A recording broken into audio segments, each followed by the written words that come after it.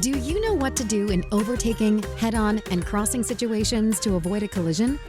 Remember, the boat designated as the give-way vessel is required to yield to the other boat, while the stand-on vessel should maintain its course and speed. The following are navigation rules for common inland situations. Overtaking. When overtaking, the give-way vessel can pass on either side of the stand-on vessel. It's important to make a sound signal before passing another vessel. Passing port side requires 2 short 1-second blasts on the horn, signaling your boat's intention, and 2 short blasts for the stand-on vessel's agreement.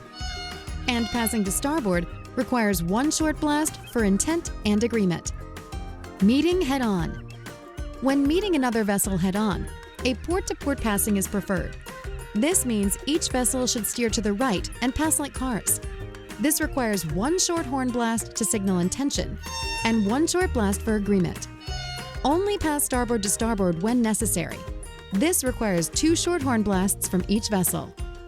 Crossing. In a crossing situation, the give-way vessel must act to avoid a collision. This may include altering its course to pass astern of the stand-on vessel or slowing down. The stand-on vessel should maintain its course and speed. The give-way vessel signals the stand-on vessel with 1 short horn blast. The stand-on vessel agrees with 1 short horn blast. We should note that the navigation rules vary slightly depending on whether you are boating on inland or international waters. The rules we reviewed are for inland situations. However, the most important thing to remember is that you must avoid a collision at all costs, which may even mean a deviation from the navigation rules.